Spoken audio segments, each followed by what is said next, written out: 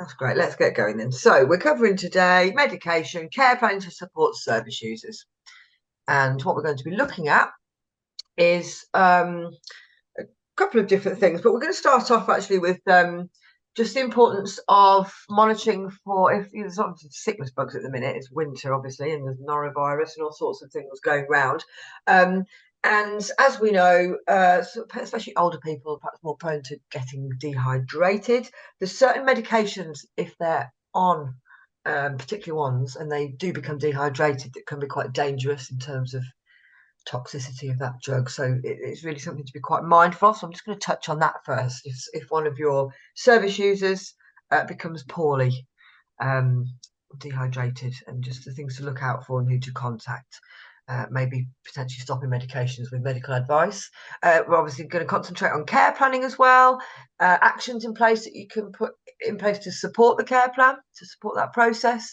And we'll have a look on the site as well at medicine records, the one that I've put in place for a service user, my demo lady. So some of you will be customers, some of you won't be customers, so you'll get to look at the system if you're not customers. So hopefully you like what you see. If you did want to look at the system further, please do give us a call or make contact, and we'd be happy to give you a demo. Some customers have just got the basic medication record. Some customers have got the advanced medication administration record. So we'll touch on that as well. But really, we're mainly focusing today on care planning. Okay. So sickness and dehydration. So look what to look for in someone and what action to take if someone's dehydrated. So obviously dehydration is a loss of fluids from the body. That can be through vomiting, through diarrhea. Could also be through fever if someone's got an infection or sort of flu-like illness with a high temperature, sweats and things that can sort of make someone dehydrated quite quickly. So these are things to sort of be mindful of if someone becomes poorly, especially if they're drinking very little, if they're sick, if they're feeling sick or being sick. And so the importance of this in line with medication is some medicines, when someone's dehydrated, they can result in much more serious illness. So dehydration can basically cause alterations in the kidney function, in your renal function, so your kidneys. And in doing so, that increases drug toxicity. So someone can become quite poorly quite quickly if they're on certain medications and they become dehydrated. Okay, so that's what we're just going to look at for the next couple of slides. So there's certain medications that might need to be stopped even if someone is really dehydrated. Of course, you need medical advice for that. Don't just take that decision yourself. But it's just something to be mindful of, that you might want to seek medical advice if someone that you're supporting has become dehydrated or is at risk of becoming dehydrated. So we're just going to have a look at what types of medications they are, because they're quite common medications. So things like ACE inhibitors. You might have heard of this category of drugs, and they are medicines for people with high blood pressure or certain heart conditions. So if you're dehydrated, again, these can stop your kidneys from actually functioning properly.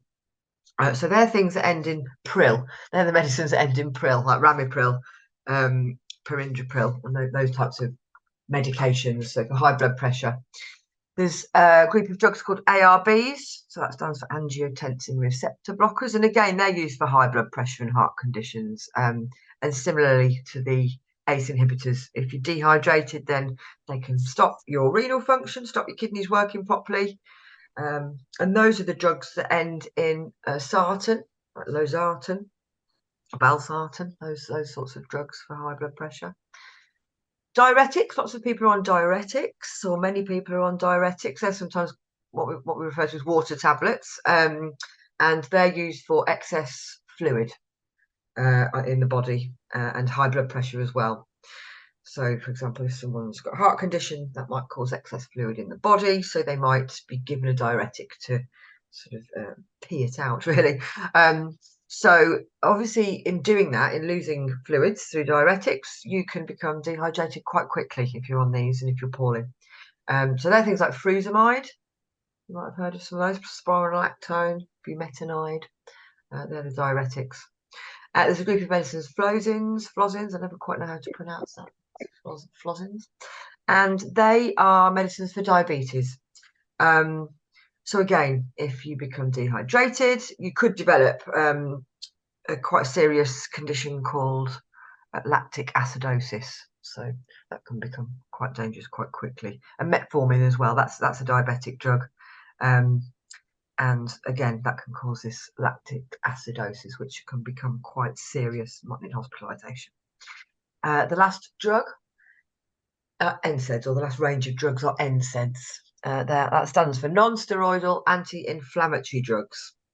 So they're things like painkillers. So they are painkillers. They're anti-inflammatory painkillers. And again, same as the other ones, they can stop your kidneys from working properly if you're dehydrated. So they're things like ibuprofen, naproxen, diclofenac, those sorts of drugs that are anti-inflammatory. Okay, so it's just being mindful. If any of your service users are on these and they become dehydrated, they are at high risk of renal damage, and you should seek advice from medics, GPs, etc. Okay, so what we would consider to be leading to dehydration is if it's 2 or more episodes of vomiting or diarrhea. So being sick just the once, or maybe having diarrhea just the once, just one episode, that's not likely to cause dehydration in somebody.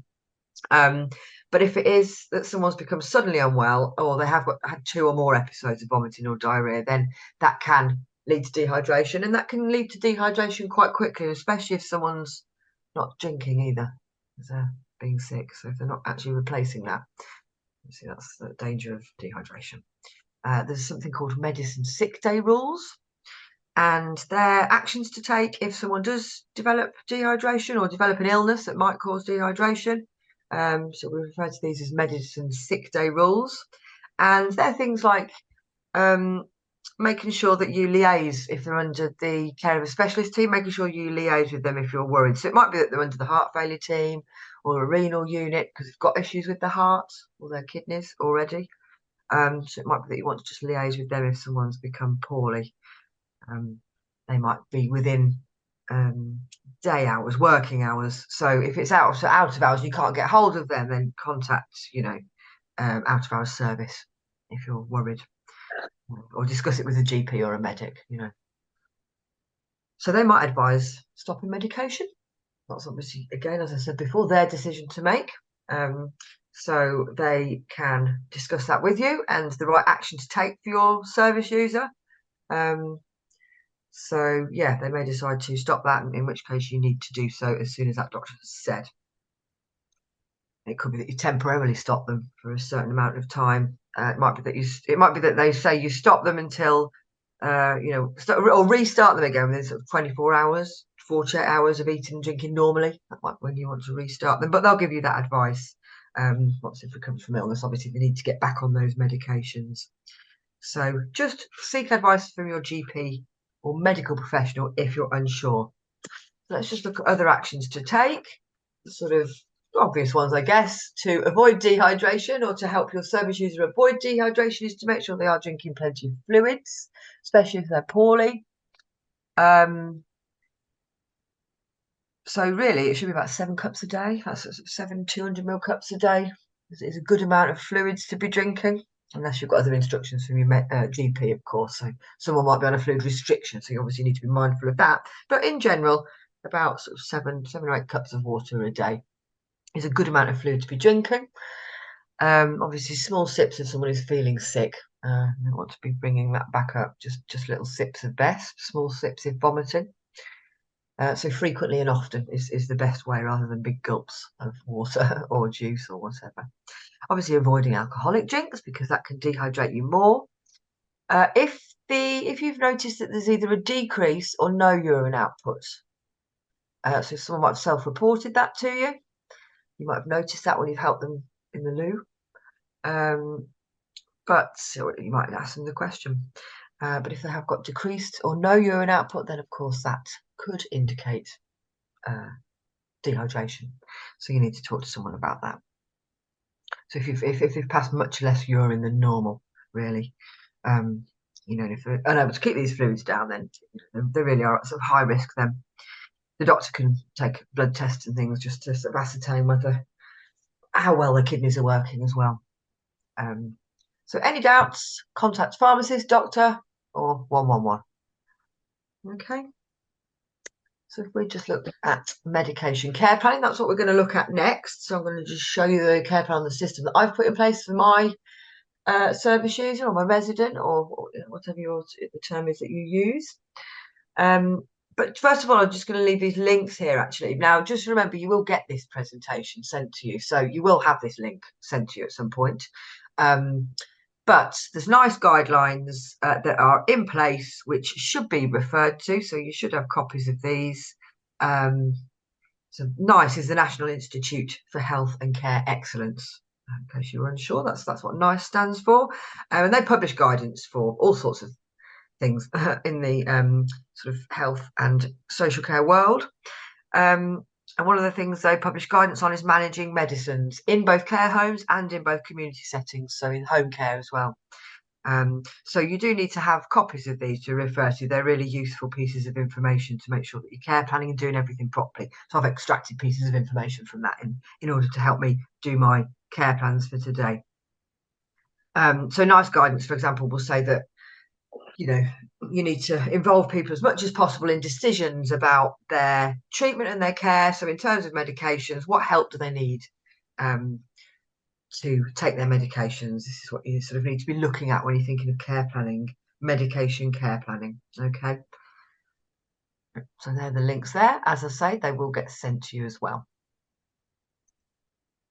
And those NICE guidelines are also in line with CQC guidance. So CQC would expect you to be aware of and, have referred to these guidance tools for you. Okay. So looking at medication care planning, you can put one in place for the service user. The system has a medicine care plan that you can use. So anybody receiving support with their medicines in an adult social care setting, whether that's in their own home, it could be in a residential setting, supported living. To anyone receiving support with medicines needs to have a care plan in place. Okay, so it's a really important part of their journey, if you like. They need to have a care plan in place. And that care plan needs to detail how staff will support that person with their individual medicines. Okay, so it should include personal care and practical support. What practical support's needed, what personal support is needed. It should also include details of any PRN medications. So PRN medications are as required medications, so they're not set regular medications. They're required maybe every so often. That could be things like homely remedies. It could be things like sort of paracetamols for pain, or Gaviscon for indigestion, or and painkillers essentially of a lot of the PRNs. But there's lots of different types of as required drugs. So you should make a note in your care plan of what they are and any sort of protocols that come with those, how often they should be taken, and that type of thing. And you can also record that in the on the drug chart as well, on the medication record. Any time-specific medications that the person's on. So there might be some medications. Okay, let's say we do our medication around 8 o'clock in the morning, if we're in a residential home, for example. And everyone's got a drug at 8 o'clock in the morning. Well, not everyone's going to get their drug at 8 o'clock in the morning, because that would be impossible. So sort of perhaps between the times of 7:45 and 8:15, we're giving out the morning medications. But there might be some medications that you do need to give at a specific time every day. Those medications do exist, and they're things like Parkinson's drugs, for example. That's an example of a medication that does need to be given at a specific time. It's really important, and that's because Parkinson's increases dopamine in the brain. In order to sort of keep that balanced properly, you need to be taking those medications at the same time every day. And also any details of covert medications. So when we say covert medications, we mean hidden medications. So things that you may need to hide for somebody, food, for example. And obviously you need to have gone through the correct processes for that. So that would be someone that hasn't got capacity to make a decision, that maybe refuses their medication or declines to take their medication, but they don't have capacity, and it's been decided in their best interests that they do need to take this medication and that it needs to be done in a covert way. would probably constitute a deprivation of liberty. So that these all link into sort of other areas that you just need to make sure you've got covered. But that's what covert medications are. So you would need to put in your care plan what that looks like, what those covert medications are, and how they are covert. And basically also always follow doctor's instructions as to how and when someone should be taking their medication, and make sure you include that in your care planning. Okay, so we'll just look at points to consider. So a medicine or a medication care plan needs to be person-centered, as do all of your care plans. So it needs to contain relevant and accurate information about how that particular person needs to be supported to take their medications. Everyone's different, and it needs to be catered to that person. So their wishes need to be central to this care plan process. And then, as I said before, if they lack capacity to sort of make decisions about medication administration and things, then at that point, if their capacity is in doubt at that point of making a decision, then you would need to do a mental capacity assessment to sort of evidence that and ascertain whether they have capacity or not. And if they don't, then best interest decisions need to be made on their behalf about how to administer their medication. So of course that would be the involvement of the lasting power of attorney for health, or whoever the appropriate advocate is or decision maker for that person. So if they haven't got capacity, best interest decisions need to be made and included in that support plan. You should include as well any side effects of medications, things to look out for maybe in the support plan. So therefore any monitoring that you need to do with that person. So you can put actions in place to monitor and just to be mindful of when you're reviewing, just to be mindful of any side effects that person might have had. We need to be looking at, can they take it themselves? So this is still part of the person-centered bullet point. Can they take it themselves? Does it need to be administered? What practical support can we give them? So sometimes people might have poor eyesight, their memory might not be very good, they might not be very dexterous, the word, with the fingers, sort of not able to use their hands properly or their fingers well. Sort of small medications and things. So it's considering all of those things and how we're going to put support in to help them. And the care plan needs to be co-produced. So you need to involve the person. You need to involve the person, again, as you do with all care plans. And you need to involve families, carers, just to make sure that it's got all that person's preferences in there. Consider how they take the medicines. So do they like to take them with plenty of water or together, one by one? All these things can go in there when you've spoken to the person about how they like to take their medicine.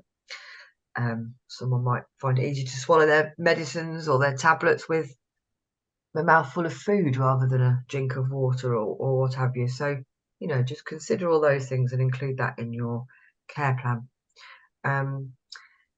If you are thinking of sort of crushing tablets and things like that, you need to check with your pharmacist. Someone might request for their tablet to be crushed, for example, or split in half maybe, but you do need to check that that's doable. That might not be doable for all tablets, so you just need to check with your pharmacist or GP. Often they come in easy to swallow formats, so you shouldn't need to be crushing and breaking in half, but you may need to. That might happen. So you just need to double check that you can do that with that particular tablet. Your care plan should be reviewed regularly. So maybe on a monthly basis or however often you review it, or as needs change. That needs to be reviewed to make sure everything's working properly, make sure people haven't had any side effects of any medications, make sure everything's going to plan, they're still happy with the support that you're giving them. Do they want to make any tweaks anywhere? And if so, you can adapt your care plan accordingly. If any medication reviews have taken place by the doctor, for example, you can include that in your review section. Any new information that we've received from the doctors, or new prescriptions or stopped prescriptions, you can record all that in there as well. So any outcomes basically from doctors' reviews.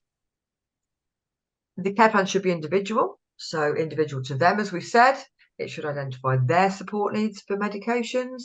So, again, that might be prompting, helping them to take it, reminding them to take it, opening the packet and popping the pill out for them, whatever whatever that looks like, you need to just plan that appropriately in your care plan. And then lost my place on there. Oh yes, condition specific. That's the next one, isn't it? Yeah. Okay. So yeah, this is just about medicines or care plans rather, including relevant information relating to the health conditions. So there might be things that you need to monitor. There might be things that call for a medicine as and when required. So, you know, you might need certain medications to control seizures or diabetes, low sugar events or hypoglycemia or what have you. So you can include all of that in your care plan. So any information like that, just put it all in there. And then finally, we've got accessible. So all care plans should be accessible in terms of accessible to the person themselves. It's their care plan. They should be able to read that easily. They should be able to look through it, understand it. It should be in language that's easy to read. It should be easy to read for all staff members. Staff should be able to understand it. So any communication difficulties that person's got, you just need to make sure that you are identifying those in the care plan. Okay. So just as a sort of broad look at promoting independence, you know, where possible, we want people to be able to do things themselves, you know, take their own medications if they can. But it's just about communicating with that person, and it's just about supporting people well. So making sure that you can communicate well with people, they can hear you, making adjustments to PPE if you've got masks on and things. So just being mindful of all that type of thing when you are communicating with someone to try and promote their independence. You might need interpreters, might need to make other adjustments. Information in Braille, for example. That might be. Okay. So hopefully that has made sense so far about the medication care plan. And then just finally, avoiding dehydration. How to avoid it, really. Drink plenty of water. Often, small sips and often, as we said before. Foods that are high in water, fruits and things like that. And just to report if somebody is unwell, is on those medications and is at risk of getting dehydration. Just to make sure you're on top of it. So what we're going to look at now is we'll go onto the system and we'll have a look at the care plan that I've put in place. So you just get an idea. Obviously, not all care plans will be the same, but it just gives you sort of an idea of how I've formatted my care plan for this person. I'll show you the medication record that I've put in place. We'll just have a little look at those sorts of things. So let's, without further ado, go on to the site. So I'm just having a look at the chat. There's no questions. I hope that's okay with everyone, and you're following me all right. Let's get onto the system now and have a look. Okay. So we are now on Carebeans Lodge, my demo site. So I'm going to go into good old Sally Webb, my demo lady. Pop onto her care plan page. Okay, and this is just an example of all the care plans that she's got in place, and we're going to look at the medication one. So first things first, on the system, I've put allergies. I didn't actually mention that when we talked about the care plan then, but that is super important to put anyone's allergies, especially drug allergies, of course, into the system. So you can do that, and that piece of information follows them around. So we can see here that she is allergic to paracetamol. It gets a rash. That's actually been changed. I did make, oh yeah, no, penicillin. There we go. She's allergic to penicillin, and the reaction she gets is anaphylaxis. She's allergic to paracetamol, and the reaction she gets is a rash. Now, actually, I think someone has added that. So we put, because I've given her paracetamol on my drug record. So actually, she's not allergic to paracetamol. Let's say we've just seen that she's allergic to penicillin. Okay, sometimes things get tweaked on here when we're doing demos. So we'll say she's allergic to penicillin. She's got the allergy in place there. So if I show you how to put that on, go into the management page, go into the details section. There you go, you've got your allergies page there. So let's take that paracetamol one off because that's not Correct, that's it. So we're going to leave the penicillin one on there. So what you would do is you would simply add a new allergy if you need to. So it could be anything. We've got lots of demo things in here. But you've got a sensible list on yours. And then at the end, if there's something that's not here, you can always click that button and write it in that field. Just be mindful to spell it correctly, because once it's in the list, it's in the list. So just make sure you've spelt it correctly there, and then it goes into the list. You can also put no known drug allergies if you want to record that you have asked the question about allergies and there are no known allergies. You can put that in place as well.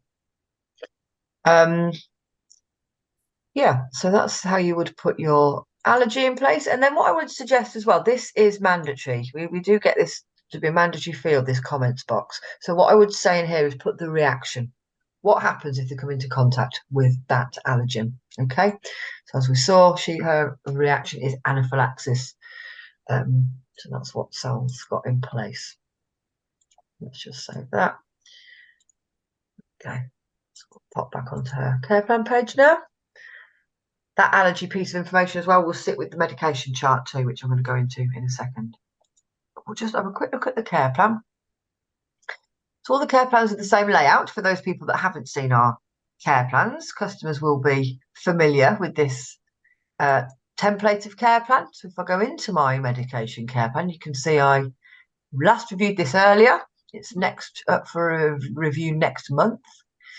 So it's very clear who's reviewed it, who did it. Each care plan has got these 8 areas. So put our reviews in here. I'll go into these properly in a sec. Any assessments? There's not an assessment for medication for this system. Care plan there. We'll have a look at that in a sec. Any risks? There's a body map there, so you could put in place any medication patches, for example. Actions that are in place. So we do a blood pressure for this lady. We could put any actions in place that we want to support this care plan. Care history, so that's got all our old care plans in here. So when I review this, the minute I press conduct review, this current care plan is going to go over to here. So I'm always going to have copies of my old care plan. And then any consent and mental capacity documents sit in here. Okay, so that's the template of our care plans. These, of course, are what we look at every month during these webinars, how to care plan for different areas. So we're looking at medication. Let's go and have a look and see what we've put in here. So I've done a review. We'll concentrate really on the care plan content, but I'll just show you this section as well. So I've just put details of the last review. She's happy with her plan of care. Everything's going to plan. She feels her needs are being met. She will ask for help if she needs it. We go into the care plan now. So if we look at our care plan, we have what are the issues in this area? So what sort of help might she need? What are the goals? And how we're going to support her to reach those goals. Okay, so how we're going to support her with her medication. I won't read it all there for you. You will get a copy of this in the resource book. You get a copy of the care plan. Just in a nutshell, really, I've put here what medication she's on, actually, and what it's for. So it's just clear what she's on, clear what it's for. So I've put that in my needs section. But you have also got a medication record. Oh, I think someone might be not muted. I'm just going to mute you. You might have muted yourself now. Thanks.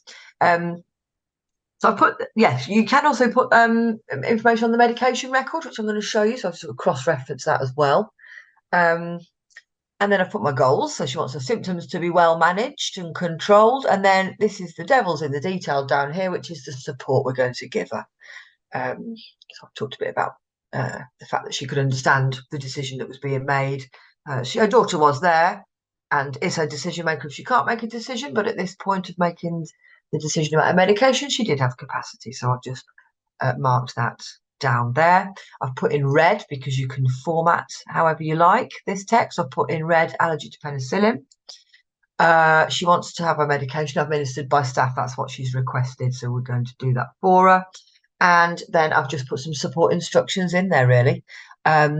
So administer it as per the prescription, as per the GP orders. Explain what each medication is for so that she's fully informed and aware. Support her to take it. She sometimes forgets if you leave it with her. So, prompt her to take it.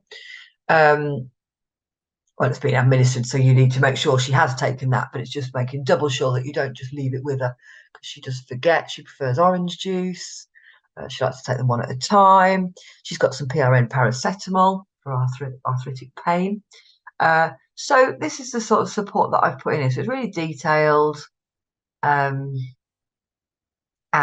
yeah, clear to read, easy to understand. I've put also a little bit about sickness and potential dehydration.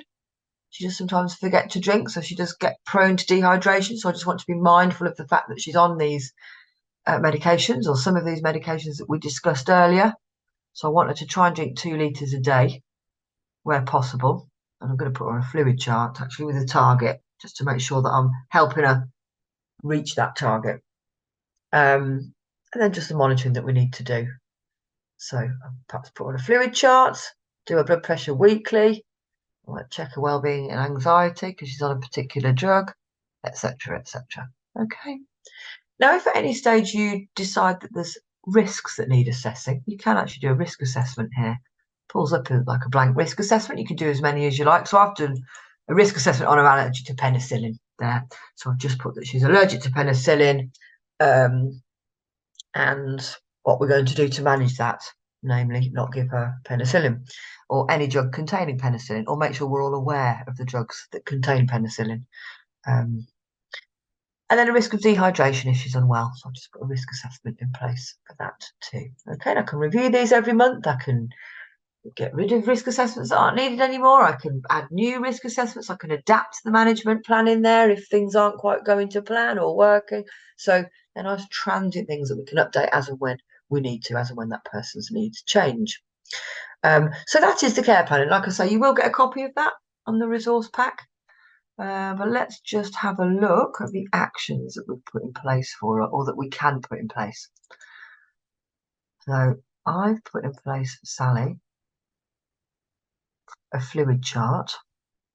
Now, when I put my fluid chart in place, you can choose, there you go, I've put a fluid chart there for her, and you can choose to put a target in place. So let me just show you where that is for customers that are on the webinar at present who do use the system. So if you go into resident management, go onto that main care plan page, go into the conditions and alerts, scroll right the way down to the bottom, or almost, say yes, I want a fluid target for this particular person, because I wanted to drink about 2,000 mils, so 2 litres. That's what I would like her to drink daily. And that means when I then put a fluid chart in place for her, she gets this little target. So it's just quite useful to sort of see where she is with the fluids. Oh, terrible. She's not had anything to drink today. Bear in mind, this is the demo site and I'm not actually a terrible nurse. But you can, if I show you, click into that. There you go. I've got some information about what she likes to drink. Put what she's had to drink in there, a cup of tea or water or whatever it is. There you go. You can make a record, and then that target will go up and up and up as she gets more fluids. I've put a little alert in this as well every couple of hours, just prompt her to drink. There's a question here. Let's have a quick look. Where can I find the different care plans on the system? Right. Okay, Rosalind. What I'd say is we're going to just stick to the theme of medication care plan, if that's okay today. But I'm going to give you my email address at the end. So if you want, email me. If you can email me that, and I'll let you know. If we've got a chance, well, I'll sort of also tell you on here. But I just need to sort of be mindful it's a medication care planning webinar today. So yeah, that's brilliant. Okay, thanks for that. I'll leave you my email address at the end for definite, and I'll help you out with that. No problem at all. So let's have a look at what else we could put in place. There's fluid charts there. Have I put a pain chart in place for her? That's something that I might want to put in place to monitor her pain. There isn't one there, but I do believe that in our settings and our reference data management, we do have a whole range of checklists, and one of those is a pain checklist. It's got all these different ticks here. So I'll just show you how we can incorporate one of those if we wanted to. So if I go onto that care plan page, go into my actions section, I want to ask her whenever I do my drug round or whenever I feel she's in pain, I might want to just ask her, get an idea, keep a record of when she's in pain, how much pain she's in. Because it might be That'll be really important for the doctor to see that and do a review. Might be that they want to change her PRN medication, pain medication, to regular medication. So let's pop a pain chart in there. Let's find the little tablet. So this is a tick list that we want to pull through. We called it pain check. Oh, that's non-verbal. What should we call it? What did we say? There we go. That's the pain score there. I can put some instructions in here. So PRN, paracetamol available. Might also get people to paracetamol. I might also get people, get staff members to report it if she's having pain. You know, whatever I want to do there. It wants me to link it into a care plan, so I'll link it into. Oh, we haven't got a pain care plan for her there, but let's pop in the medication one. Link it in. There we go. So she's now got a pain chart in place. So that might be something useful to ascertain her pain levels if she's on pain medication or PRN or regular, whichever one. I'll just show you that. There you go, pain charts. If I click into that, I can ask her, what sort of pain have you got? And she can describe it and tell you where it is, and you can comment on that, and then that keeps a record. Okay. That's just a couple of different types of action you can put in place. She's on blood pressure tablets, so I might want to monitor her blood pressure monthly, for example. So I can put a timer on that if I wanted to. So I'll put that in place. There you go. I can put her blood pressure in there. On that medical record, on that conditions and alerts record that I went to earlier, where I put that target in, I can also put parameters of what her normal blood pressure is when she's well. So there you go. I've got that there, what a normal blood pressure is. So that just helps me to. She's standing to compare. Okay, so you've got lots of different things that you can put in place to support that medication process. Okay. So what we'll look at now, what time are we on? So we're on 20 to 3. So what we will do is I'm just going to go onto our medication record so that you can have a look at it. And we can also have a look at the administration record as well for medication. That's something that you might be interested. We can do sort of a proper demo for those that might be interested in it if you wanted to, on a sort of one-to-one basis, you know, show you really thoroughly. But I'll just touch on it today so that you can have a look and see what it's like. So let's go into resident management. And there you go. You'll see we've got this medication button. So I'm going to click that.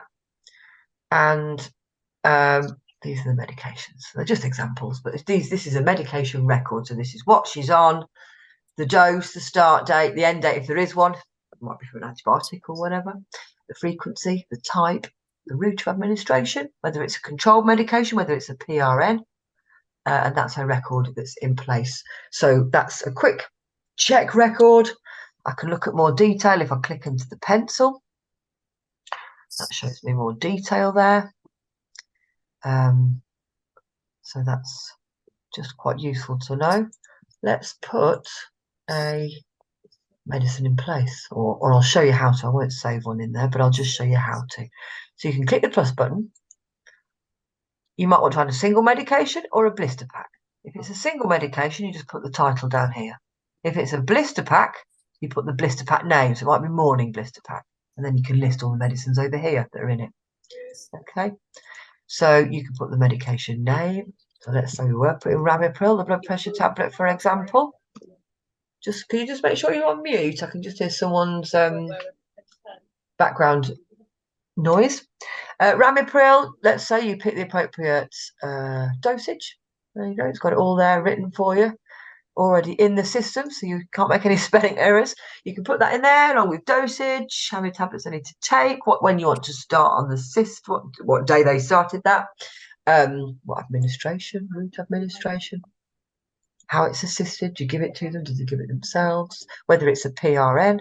If it's a PRN, you can put the minimum duration and the maximum dose in 24 hours. Okay.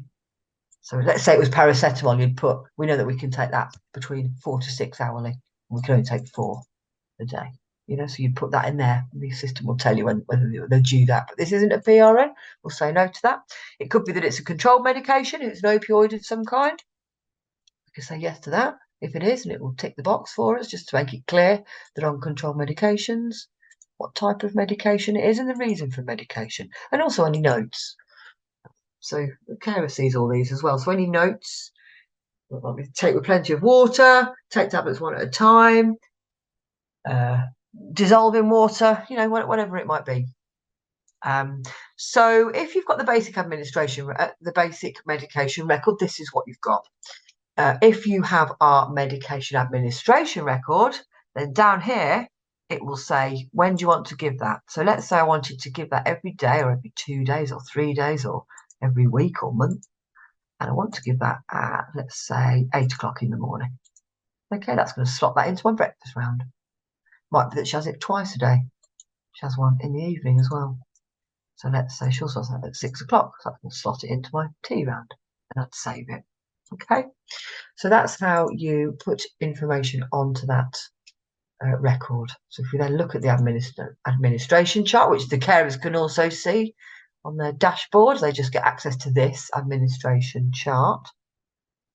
You can see things have been missed here. Bear in mind it's the demo, so we can see things that have even been missed from last night.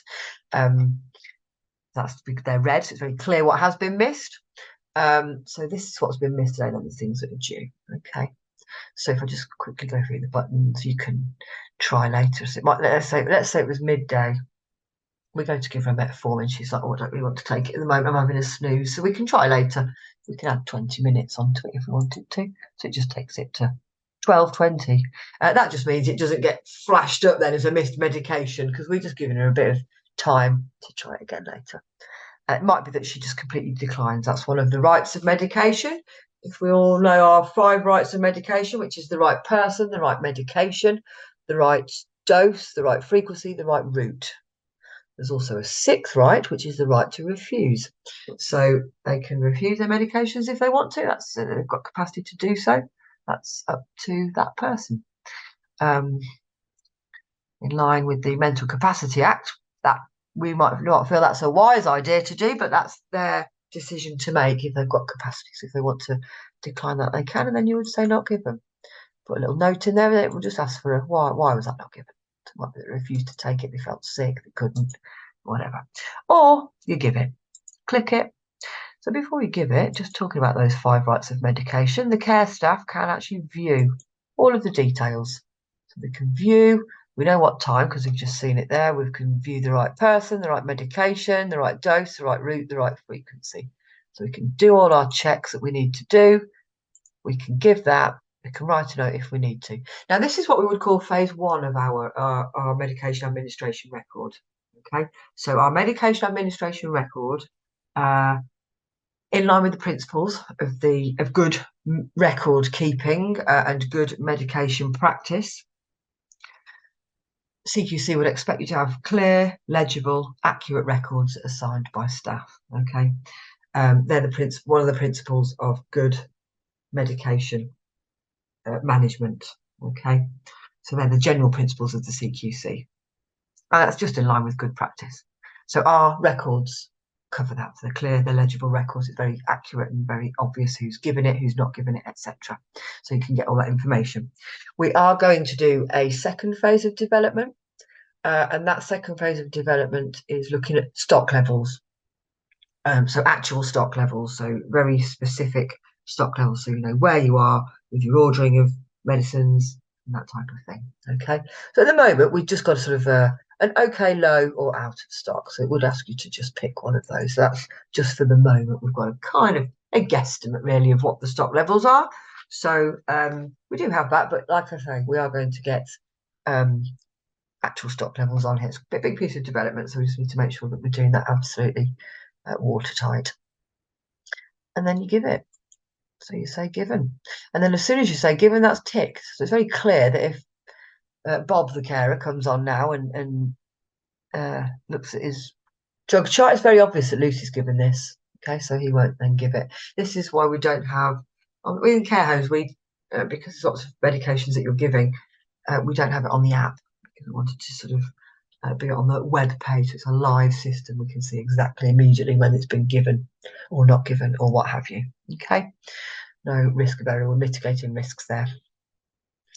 So that's your medication administration record. So if you haven't got that and you wanted to have that and wanted to have a demo of that, please do let us know. I'd be more than happy to do so.